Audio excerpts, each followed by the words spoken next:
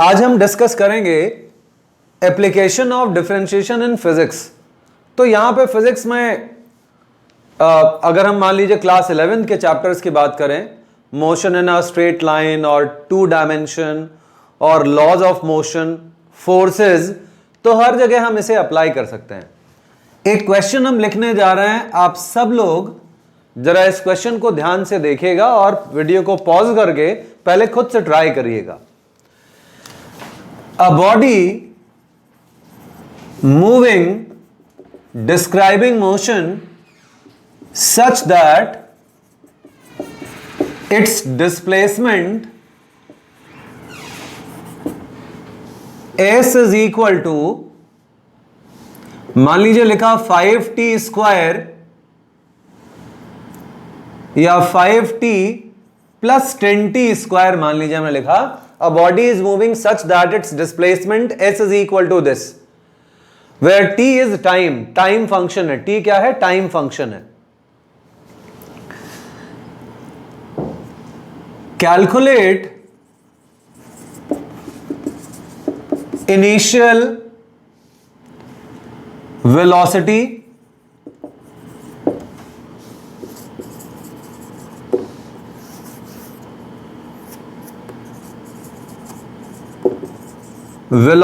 at t is equal to 2 second and acceleration a। मान लीजिए इतनी चीजें निकालनी है। इनिशियल वेलोसिटी जिसको u से डिनोट करते हैं, velocity v at t is equal to 2 second and acceleration. मान लीजिए हमें ये तीन चीजें निकालनी है इससे। तो अगर हम क्लास 10th के हिसाब से अप्रोच करें तो हमारा एक मेथड होगा, मेथड 1। देखिए क्या है method 1? Since s is equal to ut plus half at square, अगर हम इस सेकेंड इक्वेशन ऑफ मोशन को इससे कंपेयर करें तो क्या पाएंगे? किससे कंपेयर करें? 5t प्लस 10t स्क्वायर से कंपेयर करें। तो अगर हम इस इक्वेशन को इससे कंपेयर करते हैं, then will find first u is equal to 5 metre per second, half a is equal to 10। तो जो थर्ड पार्ट था हमारा, हाफ a इज 10, तो a will be 20 metre per second square. और सेकेंड पार्ट v निकालना है, v at 2 second, तो v is equal to होता है u प्लस 80। तो v is equal to 5 plus a कितना है? 20 इंटू 2, यानी कि 45 मीटर पर सेकेंड। ये यहां पे वेलोसिटी आ गई। तो हमारा v इतना आ गया। u, v और a हम इस मेथड 1 से कैलकुलेट कर सकते हैं। तो आप सोच रहे होंगे कि जब ये इस मेथड से प्रॉब्लम ये सॉल्व हो सकता है तो फिर हमें किसी और मेथड को अप्लाई करने की क्या जरूरत है। अगर मान लीजिए यहां पे ये पार, यहां पे तो 1 और यहां पे 2 है, अगर ये पार यहां पे 1 आ जाए, यहां पे 1 की जगह 2 हो जाए, यहां पे 3 हो जाए या 4 हो जाए, या इसके साथ कुछ और फंक्शंस ऐड होते जाएं, तो उस केस में आप s is equal to ut plus half at square से कंपेयर नहीं कर पाएंगे। उसके लिए आपको डिफरेंशिएशन मेथड अप्लाई करना ही पड़ेगा, और वही हमारा मेथड 2 है जो हमारा यूनिवर्सल मेथड है। तो आइए देखते हैं यूनिवर्सल मेथड क्या है और कैसे हम इसे अप्लाई करेंगे, सीखते हैं। पहले आप यह समझ लीजिए डिस्प्लेसमेंट क्या होता है। हम तीन चीजें आपसे शेयर करेंगे: डिस्प्लेसमेंट, वेलोसिटी, डिस्प्लेसमेंट के बाद क्या आता है? वेलोसिटी, वेलोसिटी के बाद आता है एक्सेलरेशन। ये तीन तो पढ़े होंगे, डिस्प्लेसमेंट, वेलोसिटी, एक्सेलरेशन। एक और क्वांटिटी है हमारी jerk. Delta S upon delta T velocity होता है,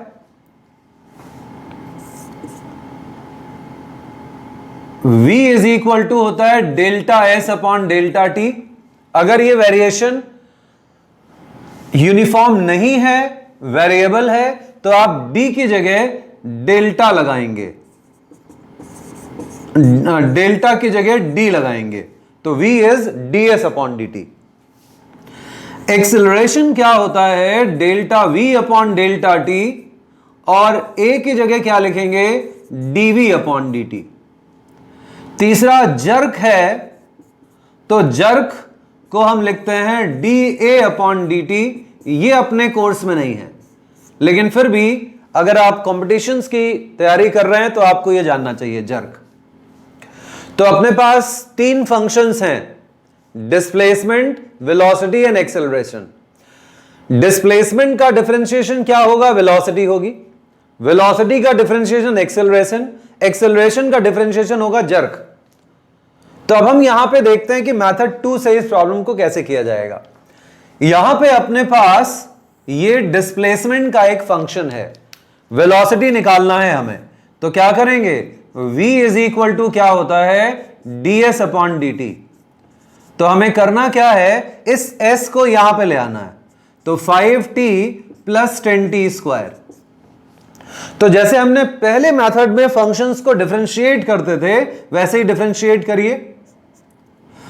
5 dt बाई dt इज 1, तो यहां पे सिर्फ बचेगा 5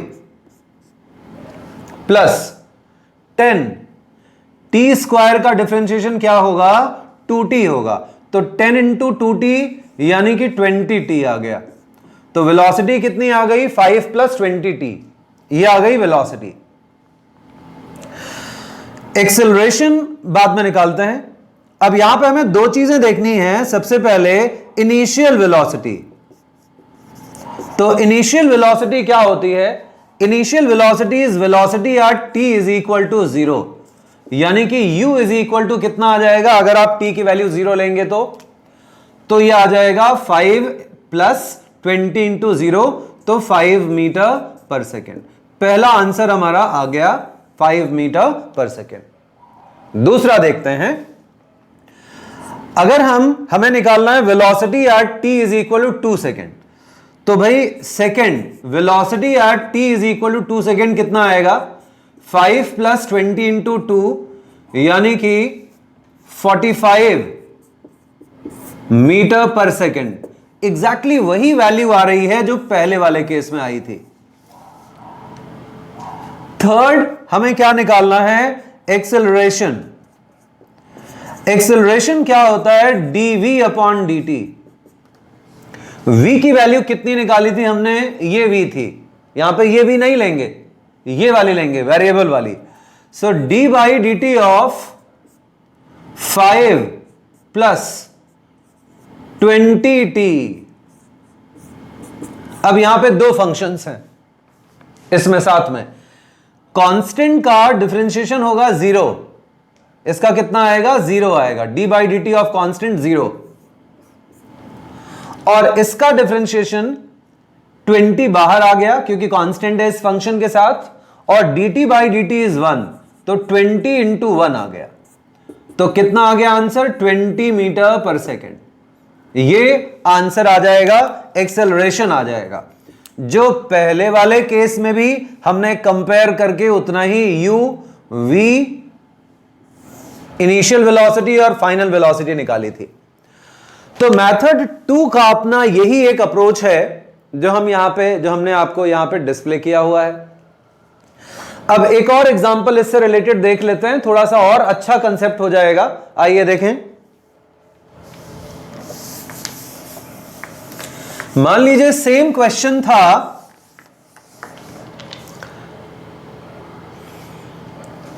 जिसमें डिस्प्लेसमेंट दिया है 2t cube 3t square minus 5t plus 2 metre. इस तरीके से डिस्प्लेसमेंट वेरी कर रहा है।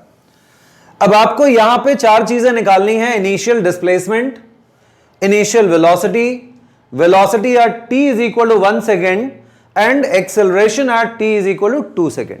तो आइए देखते हैं कैसे इसे सॉल्व किया जाएगा। इनिशियल डिस्प्लेसमेंट का मतलब होता है displacement at t is equal to 0। तो जो हमारे पास डिस्प्लेसमेंट का फंक्शन है, इसी में t की वैल्यू 0 रख दीजिए, तो क्या मिलेगा? 2 मिलेगा, 2 मीटर। पहला आंसर आ गया। दूसरा आंसर, एक बार फिर आप समझिए, वेलोसिटी कैसे निकालते हैं? Delta S upon delta T, जो हो गया है ds upon D T. Acceleration क्या होता है? dv upon D T. तो अगर हमें वेलोसिटी निकालनी है तो हमें इस डिस्प्लेसमेंट वाले फंक्शन को डिफरेंशिएट करना पड़ेगा। तो v is equal to d s upon D t की जगह s में क्या लिखेंगे? 2t cube plus 3t square minus 5t plus 2। और जब हम इसे डिफरेंशिएट करेंगे तो देखिए क्या आ रहा है, 2 कांस्टेंट है, इसके साथ 2 बाहर, अंदर क्या आएगा? 3t स्क्वायर, यहां पे प्लस 3t स्क्वायर का डिफरेंशिएशन कितना आएगा? 2t आएगा। t स्क्वायर का differentiation 2t। dt by dt क्या होता है? 1 होता है, 5 कांस्टेंट बाहर, dt बाई dt इज 1। ये कांस्टेंट है, इसका डिफरेंशिएशन कितना आ जाएगा? 0 आ जाएगा, तो प्लस 0। तो ये हमारा वेलोसिटी का एक्सप्रेशन हो गया। अब हमें लिखना है इनिशियल वेलोसिटी। इसको और अगर आप सॉल्व करेंगे तो कितना आ जाएगा? That is equal to 6t square plus 6t minus 5। ये आ गई वेलोसिटी। अब हमें लिखना है इनिशियल वेलोसिटी। इनिशियल वेलोसिटी कब होती है? Velocity at t is equal to 0। So u will be equal to -5 metre per second. अब माइनस क्या इंडिकेट कर रहा है? ऑपोजिट डायरेक्शन में मूवमेंट है। Velocity at t is equal to 1 अगर लिखना है तो यहां 1 लिख दीजिए, तो 12 हो गया, ये -5, तो that v will be equal to 12 minus 5 is 7 metre per second. अगर हमें एक्सेलरेशन निकालना है तो एक्सेलरेशन के लिए a इज इक्वल टू होता है dv अपॉन dt। जो v वेरिएबल फंक्शन निकाला है हमने, इस v को यहां पे पुट करना है, तो d by D T of 6t square plus 6t minus 5। अगर हम इसे डिफरेंशिएट करें तो 6 बाहर आ गया कांस्टेंट के, t स्क्वायर का डिफरेंशिएशन होगा 2t प्लस 6 बाहर, t का differentiation dt by D T is 1, और ये कांस्टेंट का डिफरेंशिएशन आएगा 0। यानी कि a की वैल्यू कितनी आ गई? 12t plus 6। हमें चाहिए acceleration t is equal to 2 second पे, तो a की वैल्यू कितनी आ जाएगी? 12 इंटू 2 प्लस 6, तो that will be 30 metre per second square. तो ये एक एग्जाम्पल है जो हमें डिफरेंशिएशन और इंटीग्रेशन को समझने के लिए बहुत इंपॉर्टेंट है। इनके अलावा हम और भी कई क्वेश्चंस इससे रिलेटेड कर सकते हैं। जैसे आप लोगों ने पढ़ा होगा, rate of change of momentum is called force. तो फोर्स को आप लिख सकते हैं dp अपॉन dt। अगर मान लीजिए मोमेंटम का कहीं वेरिएशन दिया हुआ है तो आप लिख सकते हैं, या F is equal to ma अगर है तो इसको आप लिख सकते हैं m dv अपॉन dt। जो dv अपॉन dt a होता है, जिसको एक्सेलरेशन कहते हैं। चलिए इतना ही काफी है। इसके अलावा और पढ़ा है आपने पार। क्या होता है power? Delta v upon delta T. Rate of doing work is called power. इसको मैथमेटिकली कैसे लिखेंगे? Power is equal to D W upon D T. ये इसका मैथमेटिकल फॉर्म है। पार के लिए D W upon D T. तो finally अब हम आ गए इंटीग्रेशन पे और इसके एप्लीकेशंस पे। क्या है इंटीग्रेशन? इट इज सिंपली, अगर हम मोटे तौर पे देखें तो इसको हम लोग कहते हैं रिवर्स ऑफ डिफरेंशिएशन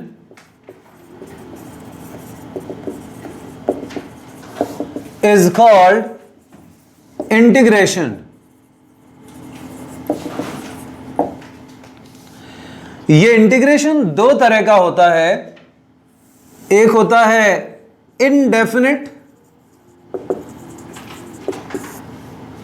और दूसरा होता है डेफिनेट इंटीग्रेशन। अब देखिए इनडेफिनिट और डेफिनेट क्या है, बहुत ज्यादा डिफिकल्ट नहीं है। इनडेफिनिट का मतलब होता है जहां पे कोई रेंज ना हो, जैसे हम एक रोड पे निकले और चलते चले गए, रास्ता खत्म ही नहीं हो रहा है, हमें पता ही नहीं कि हम कहां से स्टार्ट हुए कहां एंड हुए। लेकिन यहां पे क्या होता है, एक बाउंड्री दी रहती है कि यहां से स्टार्ट होके और यहां तक जाना है और इस पर्टिकुलर पाथ से जाना है। इसमें पाथ तो दिया रहता है लेकिन स्टार्टिंग और एंड नहीं दिया रहता है, तो इसीलिए इनडेफिनिट है ये। और ये क्या है, ये डेफिनेट है, ये फिक्स्ड इंटरवल के लिए है। तो आइए देखें कि इंटीग्रेशन है क्या, इसका सिंबल क्या है। तो जैसे मान लीजिए हमने लिखा कि dy dx ऑफ fx एक फंक्शन जिसका डिफरेंशिएशन क्या हुआ करता है, मान लीजिए f डैश x है, तो इस f डैश x का इंटीग्रेशन जो होगा ये होगा fx। ये इस रिवर्स रेसिप्रोकल का मतलब है। क्या है ये रिवर्स? अगर इस fx का डिफरेंशिएशन f डैश x है, यहां पे d मतलब डिफरेंशिएशन, x मतलब विद रिस्पेक्ट टू, इसके रिस्पेक्ट में इसको डिफरेंशिएट कर रहे हैं, तो ये आ रहा है f डैश x। अगर हम इस फंक्शन को इंटीग्रेट कर रहे हैं, ये इंटीग्रेशन का सिंबल होता है, बड़ा खतरनाक लगता है देखने में।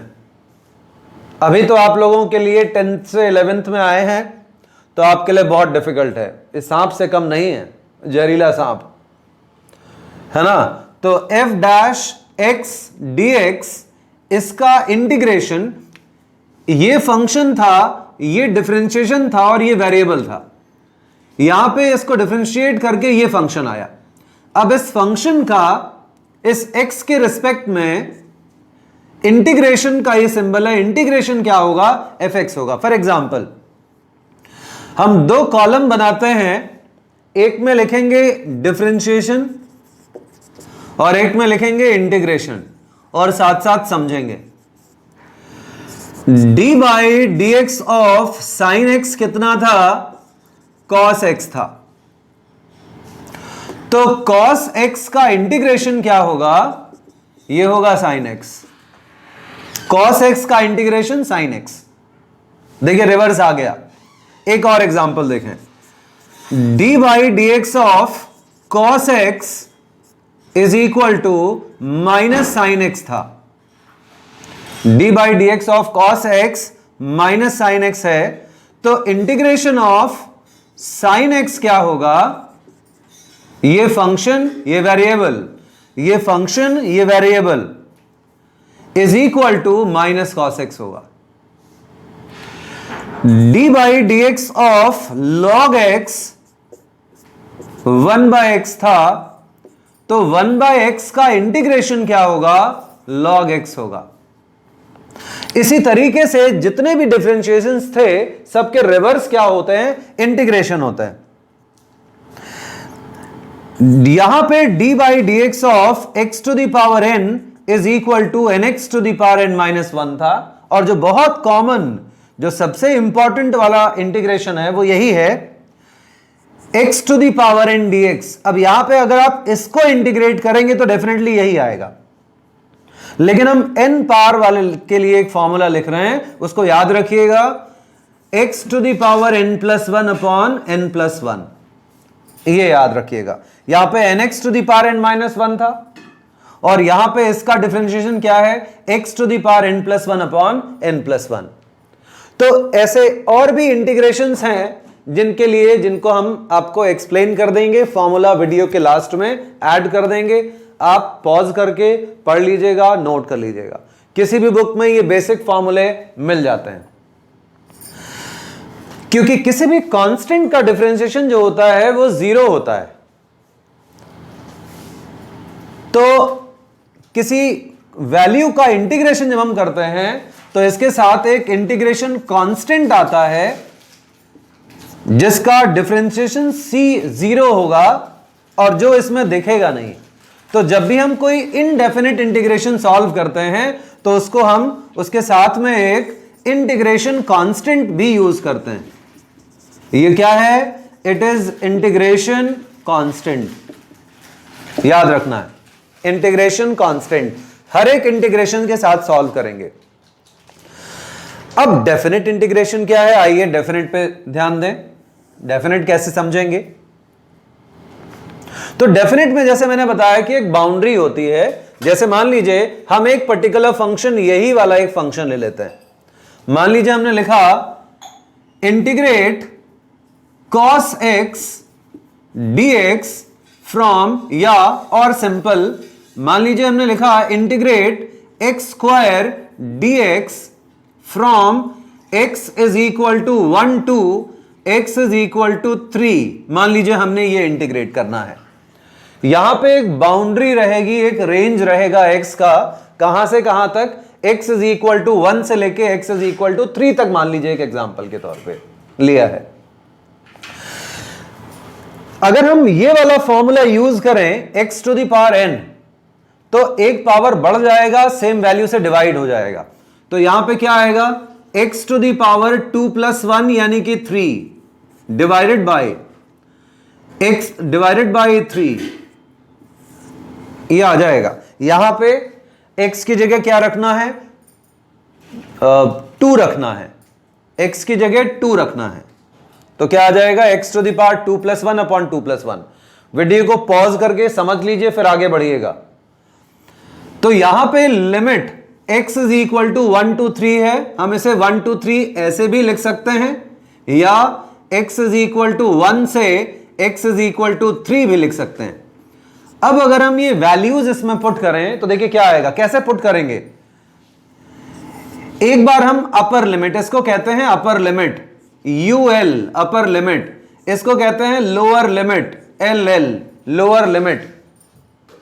तो इस फंक्शन में एक बार अपर लिमिट पुट किया जाता है 3 क्यूब अपॉन 3, और एक बार हम लोअर लिमिट पुट करते हैं 1 क्यूब अपॉन 3। तो देखिए क्या किया हमने, एक डेफिनेट बाउंड्री में था x is equal to 1 to x is equal to 3, हमने इस इनडेफिनेट वाले फॉर्मूले से सॉल्व किया, और इसमें एक बार अपर लिमिट पुट करते हैं और एक बार लोअर लिमिट पुट करते हैं और दोनों का डिफरेंस निकाल लेते हैं। तो ये कितना आएगा? That will be 3 into 3 into 3, that becomes 27 upon 3, और ये है 1 अपॉन 3, तो ये आ जाएगा 26 अपॉन 3। और ये डेफिनेट वैल्यू आ रही है, ये एक फिक्स वैल्यू आ रही है, इसीलिए भी हम इसे क्या कहते हैं? डेफिनेट इंटीग्रेशन कहते हैं। एक और एग्जांपल ले लें डेफिनेट इंटीग्रेशन के लिए। मान लीजिए हमें इंटीग्रेट करना है cos x dx, कहां से कहां तक? x is equal to 0 degree से लेके x is equal to 90 degree तक। इसे हम बिना x लगाए भी लिख सकते हैं, क्योंकि वेरिएबल x है तो हमें वो लिमिट में x लिखने की जरूरत नहीं है।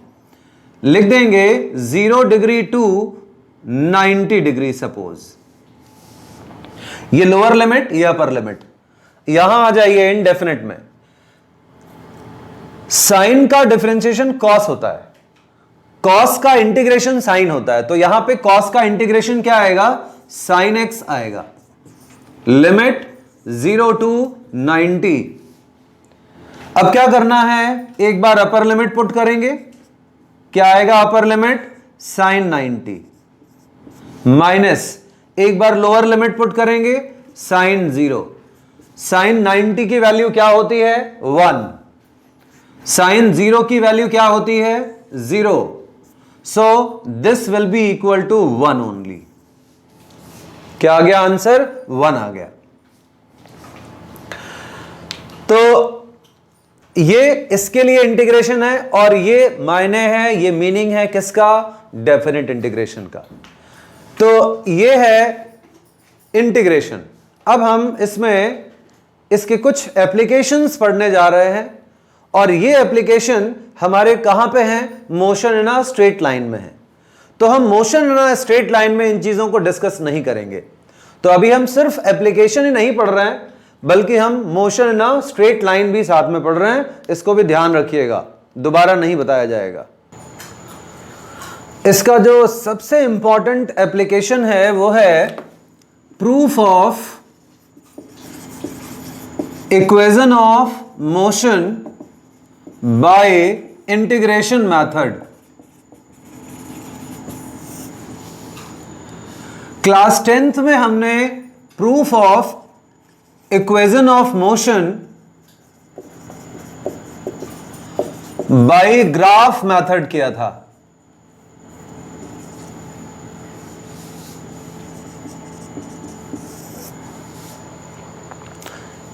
इस मेथड में क्या था, फटाफट रिवीजन कर लेते हैं ग्राफ वाला, क्योंकि ये भी है आपके कोर्स में। आपको एक डिस्प्लेसमेंट टाइम ग्राफ बनाना था। मान लीजिए वेलोसिटी टाइम ग्राफ बनाना था। मान लीजिए ये बॉडी u से स्टार्ट हुई और v तक पहुंची। कितनी देर में? 0 से लेके t तक। तो जो टाइम का वेरिएशन हुआ वो t हुआ, और जो वेलोसिटी का वेरिएशन हुआ वो कितना हुआ? v माइनस u हुआ।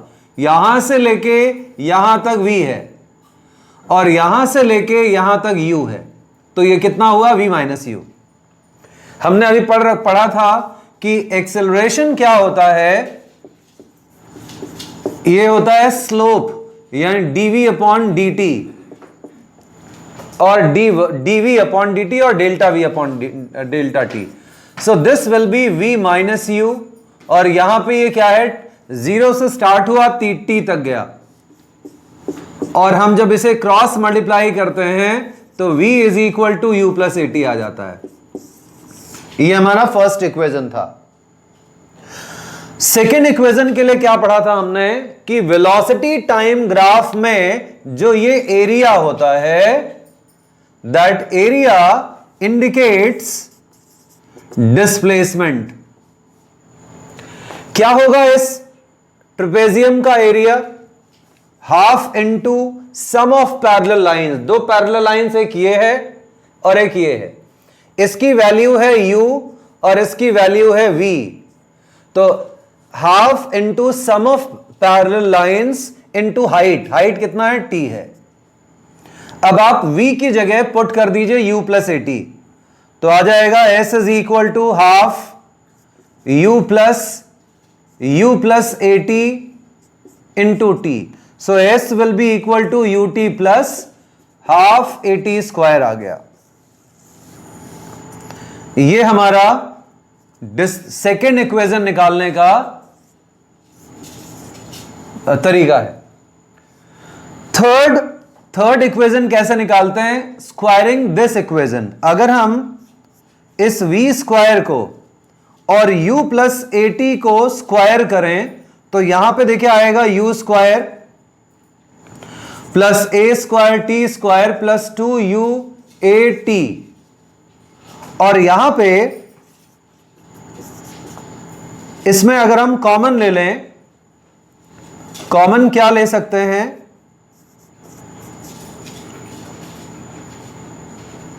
2a अगर कॉमन ले लें, 2a, यहां से 2a तो आएगा ut plus half A T square, जिसकी वैल्यू कितनी है? s के इक्वल है, यानी कि हमारा फॉर्मूला बन जाएगा u स्क्वायर प्लस 2as। तो v square is equal to u square plus 2as। ये हमारा थर्ड इक्वेशन बन गया। यही तीन हमारे इक्वेशंस थे जिनको ग्राफिकल मेथड से करना था। तो v वर्सेस u में स्लोप जो होता है वो एक्सेलरेशन होता है। Number 1, slope is acceleration. यहां स्लोप निकाला तो फर्स्ट इक्वेशन आ गया। Area under the region is displacement, displacement second equation आ गया। और इसको स्क्वायर कर दिया और ये s की वैल्यू यहां पे पुट कर दी तो थर्ड इक्वेशन आ गया। सिंपल। इसको वीडियो को पॉज करके पूरा ध्यान से समझना है। अब कैलकुलस मेथड से हमें इन्हें कैसे प्रूफ करना है। तो कैलकुलस मेथड में फर्स्ट इक्वेशन, सेकेंड इक्वेशन और थर्ड इक्वेशन को हम एक साथ समझाएंगे और जरा इसे ट्राई करिए कि कैसे किया जाए। इसको हम कुछ इस तरीके से लिख सकते हैं, ए वी वी। ए को लिख सकते हैं ds dv अपॉन dt।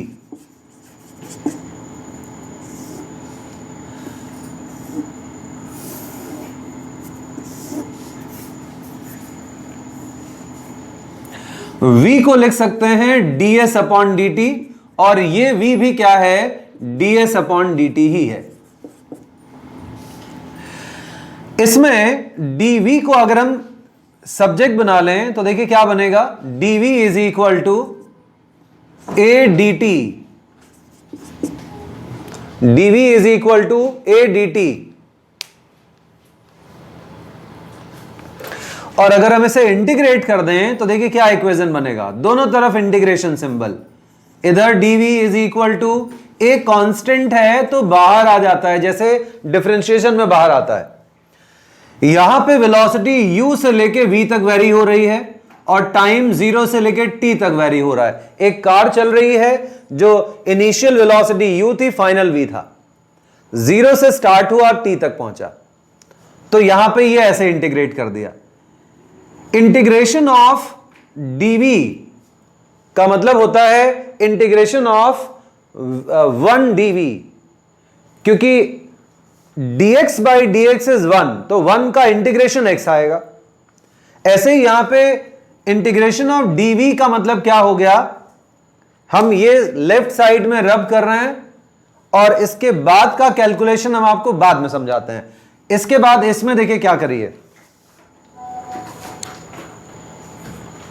इसको हमने दोबारा से लिख दिया। हम यहां तक पहुंचे थे, first equation, second equation, third equation. A V V ऐसे याद रखना है, A is dv upon dt, v is ds upon dt, v is ds upon dt। यहां क्रॉस मल्टीप्लाई करेंगे, dv को सब्जेक्ट बनाएंगे इस तरीके से, इंटीग्रेशन दोनों तरफ अप्लाई करेंगे। अब ये सॉल्व कैसे करना है, उसके लिए यहां आ जाइए। Integration of x to the power n dx की वैल्यू क्या थी, x to the power n plus 1 upon n plus 1। अब इंटीग्रेशन ऑफ v dv कितना आ जाएगा, मान लीजिए पावर 1 है तो आ जाएगा v square upon 2, v to the power 1 plus 1 यानी 2 अपॉन 2। अगर हम कहते हैं इंटीग्रेशन ऑफ t dt तो you will write t square upon 2। अगर हम आपसे कहें d by dx of x कितना है तो आप कहेंगे 1, यानी x का डिफरेंशिएशन 1 है, तो 1 का इंटीग्रेशन कितना आएगा, x आएगा। 1 लिखें या ना लिखें कोई फर्क नहीं पड़ता है। तो integration of dv is v, integration of dx ds is s, ये तरीका होता है लिखने का। तो यहां पे इंटीग्रेशन ऑफ dv की जगह क्या लिखेंगे, v लिखेंगे। पॉज करके आप एक बार उन सारे पॉइंट्स को ध्यान से समझिए। तो यहां पे integration of dv is v लिखा, limit from u to v, integration of dt is t, limit 0 to t। अब यहां पे हमें इसमें लिखना होगा v minus u a t minus 0, ये लिमिट्स है। तो v is equal to u plus A t, ये हमारा फर्स्ट इक्वेशन आ गया। सेकंड में देखिए, जरूर इसको पॉज करके समझिए, टाइम दीजिए, यहां पे थोड़ा फास्ट चलना पड़ रहा है। अगर हम इसमें ds को सब्जेक्ट बनाएं तो v dt आएगा, ds is equal to v dt। v की वैल्यू पुट करिए, u plus A t dt, v is equal to u plus A t, दोनों तरफ इंटीग्रेट करिए। यहां पे ये स्प्लिट कर देंगे, u कांस्टेंट है, बाहर आ गया dt, u dt था तो u बाहर dt अंदर, plus A D T, A T D T. A को बाहर ले लिया, टी अंदर क्यों रह गया? क्योंकि टी यहां पे वेरिएबल है, तो ए टी डी टी लिखा हमने। लिमिट्स भी रखेंगे, बॉडी 0 से चल के एस तक गई, 0 से टी तक टाइम लिमिट। जैसे इंटीग्रेशन ऑफ डीवीवी था, क्या किया हमने? इसके बाद यहां पे dt को मल्टीप्लाई किया और दोनों तरफ इंटीग्रेशन का सिंबल ऐड किया। जैसे इंटीग्रेशन ऑफ डीवीवी था, वैसे इंटीग्रेशन ऑफ ds क्या आएगा? s आएगा, limit 0 to s। Integration of dt क्या आएगा? t आएगा, limit 0 to t। Integration of t dt क्या आएगा? t square upon 2, 0 to t। अब लिमिट पुट करते हैं, s minus 0 is equal to u t minus 0 plus a t square by 2 minus 0। So s is equal to ut plus half A T square. ये calculus method से derivation आ गया। ये हमारे board के competition point of view से बहुत important है, और ये मेथड हमारे कंपटीशन के लिए इंपॉर्टेंट है।